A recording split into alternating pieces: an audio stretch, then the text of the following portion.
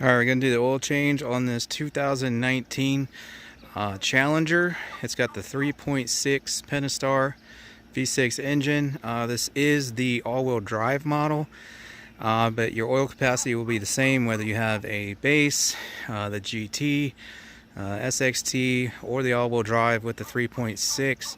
They'll all be the same capacities, unless perhaps maybe this all-wheel drive model, I could see in Canada maybe they would offer it with a heating block for the oil pan or the engine block, in which case it might have a higher capacity, and along with that maybe a slightly different drain plug location. But aside from that, this is going to be the same pretty much for all the 3.6 engines, aside from any unforeseen changes from year to year or model to model.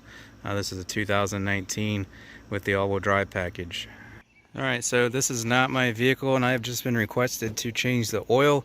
I have advised, however, I would recommend changing the oil filter with every oil change. Right here is where your oil filter is going to be, on top. So unlike the traditional metal type, the screw on the bottom, you guys are going to have this plastic cap here, and I'll post the size for this nut here. You have to be careful with these being plastic. You want to get something that fits on there exact, where you can round that off very easily and or break it if you get it too tight. I'll also go ahead and post up torque spec on that so you don't get it too tight. I just wanted to go ahead and show you guys this real quick anyways. Like I said, not changing the filter because I wasn't provided with one, not my vehicle. So that is a 15/16. So you break it free, spin it off, okay, and then that looks yummy. Let it drip a little bit here. I try not to sling oil all over the place when I pull it up out. Alright, this is going to be fun for me to try to show you with camera in one hand and filter in the other. So you can see it's kind of loose. Obviously it's got this little nipple thing that hangs down, so that's how it'll go, but they usually will like pop into place or something. See, this thing's not falling out. Oops, there goes some oil. So you usually just kind of like pop it off of there. So yeah, there you go. See, it just pops out, and just grab the bottom piece with one hand, top piece with the other. Grab it by this because I don't want to smash the filter. Well, I guess if you're replacing it, it doesn't matter. Wiggle it, pop it off. Excuse the turkey. And then in a similar fashion, just clicks back into place. So that's how you would change the filter, guys.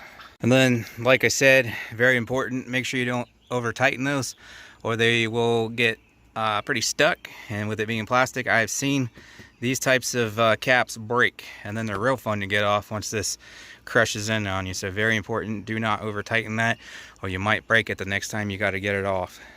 All right, once you're securely in the air, then you'll come under here, and unless somebody has left yours off, you'll have this cover you need to take off.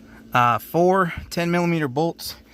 Got one here, got one there, and then there's 2 in the back as well. That's pretty nice because I'm used to a lot of cars having like 15 bolts in these things, so only taking out 4 is pretty convenient. All right, and then with that cover out of the way, and with my finger out of the way, so right here's your oil pan, right where that cover would have been, about dead center. On the back side here is your drain plug. That is a 13mm. There's a little better look for you there. You can see my socket on the drain plug, and my head is on the driver's side front tire. So that's what you're looking at there. There you go, plug out. You can see that shoots back pretty far, and actually if the oil's hot, not to mention full, because it took me a few seconds after I pulled it out to grab the camera and start recording, that does shoot back pretty far with some authority. You can even expect it sometimes hitting your cross member here, or whatever that is, subframe or whatnot. So make sure you're planned ahead of time for it to shoot back quite a ways. And now you can see I'm making a mess. So, oh sh blooper, forgot to open my plug. There you go, video just got entertaining. I was like, why is that filling up?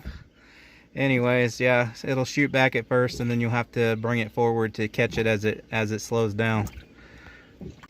All right, I'm about to run in and grab some shop towels real quick, but I wanted to notate, you can see this has this little rubber washer on here. Not a bad idea to replace that. Certainly, if you reuse it, keep an eye on it. Make sure you're not developing any leaks, or you might need a new one of those little rubber gaskets there. This one's pretty flat, so I wasn't provided with one, but I would look into getting a new one. or you can even use those universal copper washers that you'll find on most cars. Alright, once she's fully drained, get your drain plug back in there. Torque specs should be on the screen. Then you're just going to fill her up right here. Now the owner's manual says it's 6 quarts with the filter change.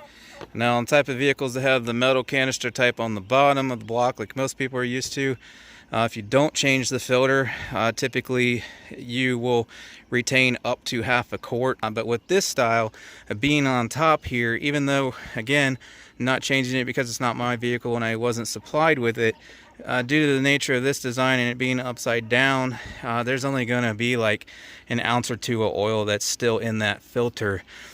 So even without changing the filter on this, it's still going to take pretty much every bit of that manufacturer specified 6 quarts of oil. The older 3.6 is called for 5W30, however this one calls for 5W20 and the newest one's 0W20, so refer to your service manual. Also, generally your local auto parts store can always look it up and tell you. Alright, before you lower it back down, make sure you get that panel back on there. That's going to do it. It's always a good idea to double check for leaks when you're done or after you drive a few miles and whatnot. Definitely double check your oil level after you drop the car down on level ground. Make sure you got it filled up. Right there's how you check her. Most of y'all know what a dipstick is. And then bottom hole is low, top hole is full. Sorry, it's not focusing there. Hard for me to fix it one-handed. Anyways guys, that's how you change the oil on a 3.6 Challenger. Like I said, there may be subtle differences between the years and trims and whether or not it has all-wheel drive or not, but very good chance they're all exactly the same. Thanks for watching. If this video helped you out, make sure you leave me a like, and hopefully I'll see you around.